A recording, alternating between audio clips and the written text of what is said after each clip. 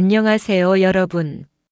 오늘은 제가 평생 누구에게도 말하지 못한 비밀을 가지고 있었던 이야기를 들려드리려고 합니다. 저는 평생 누구에게도 말하지 못한 비밀을 가지고 있었습니다. 남들이 보기엔 아무렇지도 않은 일인데 제 그곳은 너무도 예민하게 반응했습니다. 작은 바람에도 아주 가벼운 접촉에도 저는 남몰래 움찔거리며 살아왔습니다. 부끄러움 때문에 참고 또 참았지만 결국 그날 저는 병원 문을 열고 말았습니다. 그리고 그곳에서 제 인생을 송두리째 바꾸어 버린 충격적인 순간을 맞이하게 되었죠. 제가 이 이상한 증상을 처음 느낀 건 20살이 조금 넘었을 때였습니다. 결혼 전이었죠.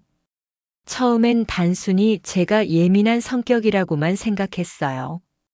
하지만 시간이 지날수록 이건 단순한 예민함이 아니라는 걸 깨달았습니다. 어느 날 친구들과 놀이공원에 갔는데 바이킹을 타고 있는데 갑자기 그 부위에서 이상한 반응이 일어났어요. 친구들은 신나게 소리를 지르고 있는데 저는 완전히 다른 이유로 얼굴이 빨개져서 당황했습니다. 뭐지, 이게 뭐지? 하면서 혼자 어쩔 줄 몰라 했어요. 또 한 번은 버스를 타고 가다가 급정거를 했는데 그 순간 몸이 앞으로 쏠리면서 또 그런 반응이 일어났어요. 옆에 앉은 아주머니가 괜찮아요? 하고 물어보셨는데 저는 얼굴이 토마토처럼 빨개져서 네, 괜찮습니다 하고 작게 대답할 수밖에 없었습니다. 하지만 한 달이 지나고 두 달이 지나도 그 이상한 감각은 사라지지 않았습니다. 오히려 점점 더 심해지는 것 같았어요. 특히 여름철엔 정말 견디기 힘들었습니다. 얇은 옷을 입을 수밖에 없는데 그럴 때마다 더 심한 자극을 느꼈거든요. 결혼을 하고 나서도 이 문제는 계속되었습니다. 남편에게조차 말할 수 없었어요.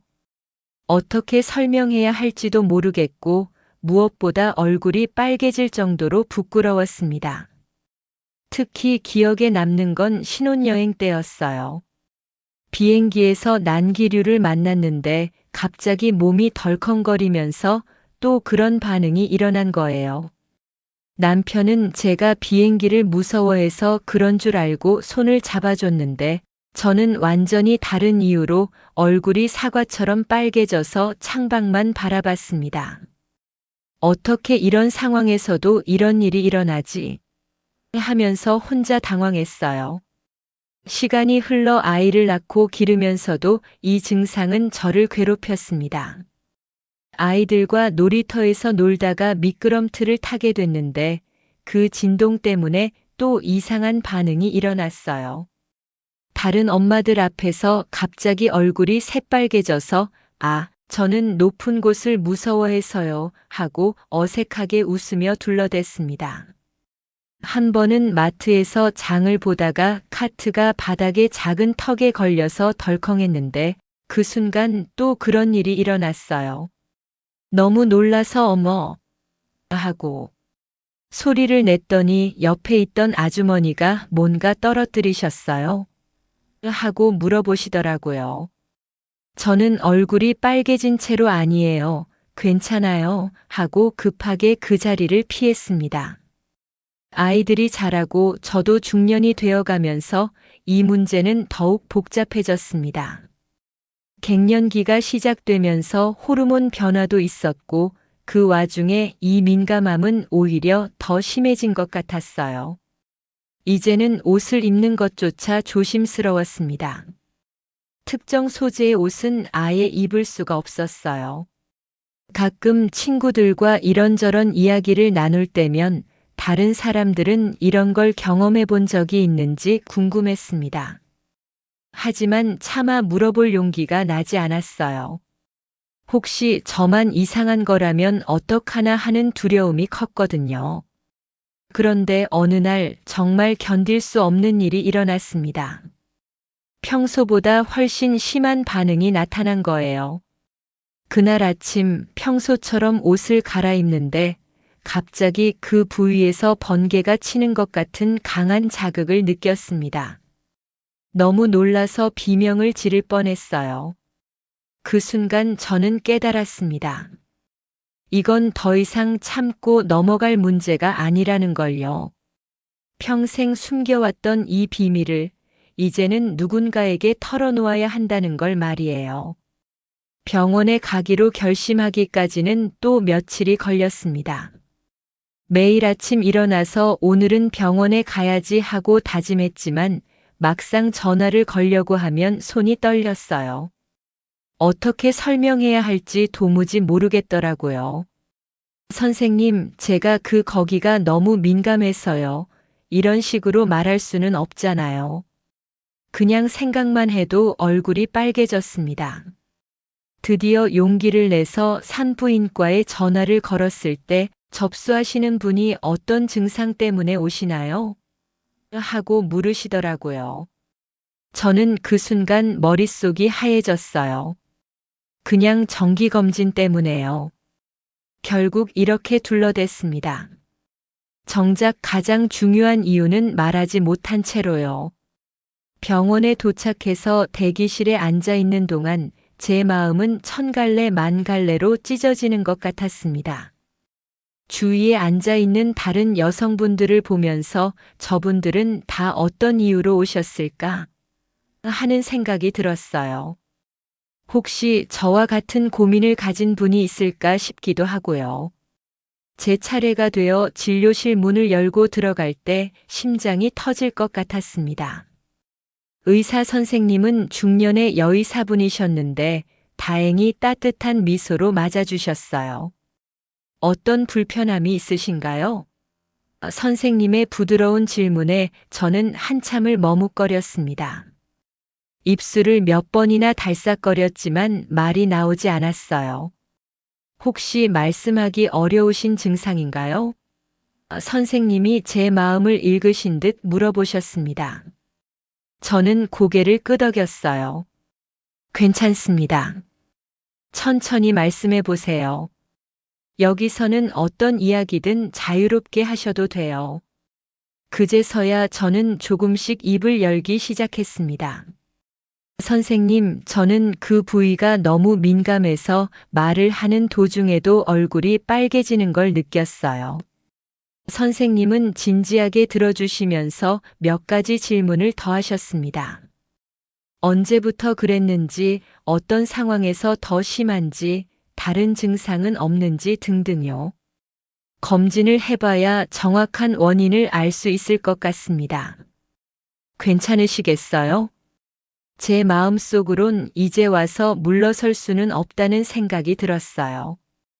여기까지 온 이상 끝까지 가봐야겠다고 결심했습니다. 검진대에 누워서 준비를 하는 동안 제 손은 계속 떨렸습니다. 간호사분이 괜찮으시죠? 편안하게 하세요. 하고 말씀해 주셨지만 편안할 리가 있겠어요. 선생님이 검진을 시작하셨는데 첫 번째 접촉 순간 저는 깜짝 놀라서 몸을 움찔했습니다. 너무 민감하게 반응한 거예요. 이상하네요. 선생님의 작은 중얼거림이 들렸습니다. 그 순간 저는 더욱 당황했어요. 역시 제가 이상한 거였구나 하는 생각이 들었거든요. 선생님은 조금 더 조심스럽게 검진을 계속하셨습니다. 하지만 제가 워낙 예민하게 반응하다 보니 평소보다 시간이 훨씬 오래 걸렸어요. 혹시 평소에도 이렇게 민감하신가요? 선생님의 질문에 저는 부끄러워서 제대로 대답도 못했습니다. 그냥 작게 고개만 끄덕였어요. 검진이 끝나고 다시 옷을 입으면서 저는 선생님이 어떤 반응을 보이실지 무서웠습니다. 혹시 이상한 사람 취급을 받는 건 아닐까 하는 걱정이 들었어요. 선생님은 검진 결과를 확인하시느라 한참을 컴퓨터 화면을 들여다보셨습니다. 그 침묵의 시간이 저에게는 영원처럼 느껴졌어요. 혹시 정말 심각한 문제가 있는 건 아닐까 하는 불안감이 몰려왔습니다. 흥미롭네요. 선생님이 작게 혼잣말을 하시는 게 들렸어요. 흥미롭다니 그게 무슨 뜻일까요? 좋은 의미일까요? 나쁜 의미일까요? 저는 가슴이 두근거리면서 선생님의 다음 말을 기다렸습니다. 손바닥에는 땀이 나고 목구멍이 바싹 말랐어요. 환자분, 혹시 어렸을 때 특별한 경험이나 사고가 있으셨나요? 선생님의 갑작스러운 질문에 저는 당황했습니다. 어렸을 때요? 갑자기 왜 그런 걸 물어보시는 걸까요? 저는 기억을 더듬어 보려고 했지만 특별히 떠오르는 게 없었어요. 아니요, 특별한 건 없었던 것 같은데요. 제 얼굴이 또 빨개지는 걸 느끼면서 작게 대답했습니다. 그럼 가족 중에 비슷한 증상을 겪으신 분이 계신가요? 가족요? 그런 이야기를 가족과 나눈 적이 있었나요? 당연히 없었죠. 이런 민감한 문제를 누가 가족과 이야기하겠어요. 생각만 해도 얼굴이 더 빨개졌습니다. 잘 모르겠어요. 이런 이야기를 해본 적이 없어서. 선생님은 고개를 끄덕이시면서 뭔가를 더 확인하시는 것 같았어요. 그러더니 갑자기 의외의 제안을 하셨습니다. 혹시 한 가지 더 검사를 해봐도 될까요? 신경 반응 검사라고 하는 건데요. 신경 반응 검사라니 그게 뭔가요? 저는 불안한 마음으로 동의했습니다. 이미 여기까지 온 이상 정확한 원인을 알고 싶었거든요. 검사는 생각보다 간단했어요. 아주 가는 도구로 그 부위를 살짝 건드리면서 제 반응을 확인하는 거였습니다. 하지만 문제는 제가 너무도 민감하게 반응한다는 거였어요. 선생님이 도구를 가져다 대기도 전에 저는 벌써 몸을 움찔거렸습니다. 실제로 접촉이 일어났을 때는 더했어요. 순간 앗 하고 소리가 나면서 몸이 저절로 움직였습니다. 어머, 선생님이 깜짝 놀라신 게 보였어요. 이 정도로 민감하시다니. 저는 얼굴이 사과처럼 빨개지면서 더욱 부끄러워졌습니다. 역시 제가 비정상적인 거였구나 하는 생각이 들었어요. 하지만 선생님의 다음 말은 제가 예상했던 것과 달랐습니다. 이건 정말 특별한 케이스네요. 의학적으로 매우 흥미로운 현상입니다. 특별한 케이스라니요? 흥미로운 현상이라니요? 저는 뭔가 잘못 들은 게 아닌가 싶었어요. 선생님은 계속해서 여러 가지 검사를 하셨습니다. 그럴 때마다 저의 과도한 반응에 놀라시는 모습이 역력했어요. 하지만 그 놀람 속에는 단순한 당황이 아닌 뭔가 다른 감정이 섞여 있는 것 같았습니다. 검사가 모두 끝나고 나서 선생님은 잠시 생각에 잠기셨습니다. 그러더니 의료진 한 분을 더 부르셨어요. 이분 케이스 좀 봐주시겠어요? 정말 특이한 경우인 것 같아서요. 또 다른 의료진이 들어와서 제 검사 결과를 확인하는 동안 저는 점점 더 불안해졌습니다. 이렇게 여러 사람이 모여서 상의한다는 건 뭔가 심각한 문제가 있다는 뜻이 아닐까요? 두 분이 작은 목소리로 뭔가 이야기를 나누시는 게 들렸지만 의학 용어들이라 저는 알아들을 수 없었어요. 다만 가끔 정말 드문 경우 매우 특이한 반응 같은 말들이 들려와서 더욱 걱정이 되었습니다. 드디어 상담이 끝나고 담당 선생님이 제게 설명을 시작하셨습니다. 그런데 선생님의 표정이 심각하지 않았어요. 오히려 약간 신기하다는 듯한 표정이셨습니다. 환자분, 먼저 안심하셔도 됩니다. 건강상 문제는 전혀 없어요. 건강상 문제가 없다니요? 그럼 제 이 모든 고생이 뭐였단 말인가요? 그런데 환자분의 경우는 정말 드문 케이스입니다. 의학적으로는 과민성 신경증후군이라고 부르는 현상이에요. 과민성 신경증후군이라니 처음 들어보는 말이었어요. 선생님은 차근차근 설명해 주셨습니다. 간단히 말하면 환자분의 그 부위 신경이 평균보다 훨씬 발달되어 있다는 뜻입니다.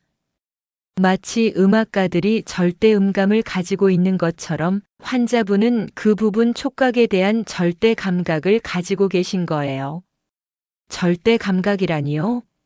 저는 점점 더 혼란스러워졌습니다. 이런 현상은 전 세계적으로도 매우 드물어서 의학 논문에서나 볼 수 있는 케이스입니다. 환자분은 정말 특별한 분이세요. 특별하다니요? 평생 저를 괴롭혔던 이 문제가 특별한 거라고요? 선생님은 더 자세히 설명해 주셨습니다. 이런 과민성은 선천적인 신경 발달의 변이로 생기는 경우가 많아요. 병이 아니라 일종의 특성인 거죠. 마치 어떤 사람은 머리카락이 곱슬이고 어떤 사람은 직모인 것처럼요. 그러니까 제가 평생 부끄러워하고 숨겨왔던 이 증상이 사실은 저만의 특별한 특성이었다는 말씀이셨어요. 하지만 일상생활에 불편함을 느끼신다면 관리할 수 있는 방법들이 있습니다. 선생님이 계속 설명해 주셨어요. 선생님은 특수한 의료용 크림을 처방해 주시면서 이걸 바르면 민감도를 조절할 수 있다고 하셨어요. 완전히 없애는 건 아니지만 일상생활에 지장이 없을 정도로 완화시킬 수 있다는 거였습니다. 그리고 만약 환자분이 원하신다면 이 특성을 연구에 도움을 주실 수도 있어요. 물론 완전히 익명으로 진행되고 환자분의 개인정보는 절대 노출되지 않습니다. 연구라니요? 제 증상이 의학 연구에 도움이 될 수 있다는 말씀인가요? 네, 이런 과민성 신경증후군을 연구하면 신경과학 발전에 큰 도움이 될 수 있거든요. 특히 통증 치료나 신경질환 치료에 새로운 길을 열어줄 수도 있고요. 저는 정말 놀랐습니다. 평생 저를 괴롭혔던 이 문제가 다른 사람들에게 도움이 될 수 있다니요? 선생님은 마지막으로 이렇게 말씀하셨어요. 환자분, 이제 더 이상 부끄러워하지 마세요. 환자분의 몸은 정말 특별하고 소중한 거예요. 이 특성을 잘 이해하고 관리하면 오히려 환자분만의 장점이 될 수도 있을 거예요. 그 말을 들었을 때 제 마음속에서 뭔가가 확 뜨거워지는 걸 느꼈습니다. 그동안 저를 괴롭혔던 자책감과 부끄러움이 조금씩 사라지는 것 같았어요. 병원을 나서면서 저는 완전히 다른 사람이 된 기분이었습니다. 물론 아직도 민감한 반응은 그대로였지만 이제는 그것을 바라보는 제 시각이 완전히 달라졌거든요. 처방받은 크림을 바르고 며칠이 지나자 정말로 민감도가 많이 완화되었습니다. 이제는 평범한 옷을 입어도 크게 불편하지 않았어요. 바람이 불어도 예전처럼 과도하게 반응하지 않았고요. 무엇보다 제 마음이 편해졌습니다. 더 이상 제 몸을 부끄러워하지 않게 되었어요. 오히려 나만 가진 특별한 특성이라고 생각하니까 조금은 자랑스럽기까지 했습니다. 남편에게도 이 모든 이야기를 털어놓았어요. 처음엔 놀라더니 나중에는 그런 고생을 혼자 했구나. 미안하다며 저를 따뜻하게 안아주었습니다. 친한 친구들에게도 조금씩 이야기를 나누게 되었어요. 생각해보니 다들 각자 나름의 고민이나 특이한 증상들을 가지고 있더라고요. 제가 먼저 마음을 열고 이야기하니까 다른 분들도 평소에 말하지 못했던 고민들을 털어놓기 시작했어요. 그렇게 제 인생은 완전히 달라졌습니다. 평생 저를 괴롭혔던 비밀이 오히려 저를 더 당당하게 만들어준 거예요. 몇 달 후 저는 선생님의 제안을 받아들여서 의학 연구에 참여하기로 했습니다. 물론 완전히 익명으로요. 제 케이스가 다른 환자들에게 도움이 될 수 있다면 기꺼이 협력하고 싶었거든요. 연구에 참여하면서 알게 된 건데 저처럼 과민성 신경증후군을 가진 분들이 생각보다 많다는 거였어요. 다만 대부분 저처럼 부끄러워서 병원에 오지 않는 경우가 많다고 하더라고요. 그 이야기를 들었을 때 저는 정말 안타까웠습니다. 혼자 고민하지 말고 용기를 내서 전문가의 도움을 받으면 되는 건데 부끄러움 때문에 평생 혼자 끙끙 앓고 있을 생각을 하니 마음이 아팠어요. 그래서 오늘 이렇게 제 이야기를 들려드리게 된 거예요. 혹시 저처럼 비슷한 고민을 가지고 계신 분들이 있다면 더 이상 혼자 고민하지 마시고 용기를 내서 전문가의 도움을 받으시길 바라는 마음에서요. 그렇게 제 인생의 가장 큰 비밀이 가장 특별한 선물이 되었습니다.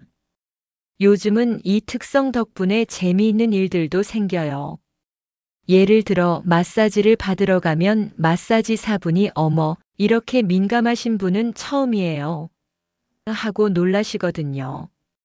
저는 이제 당당하게 네, 제가 좀 특별해요. 하고 웃으면서 대답합니다. 그러면 얼굴이 살짝 빨개지긴 하지만 예전처럼 부끄럽지는 않아요.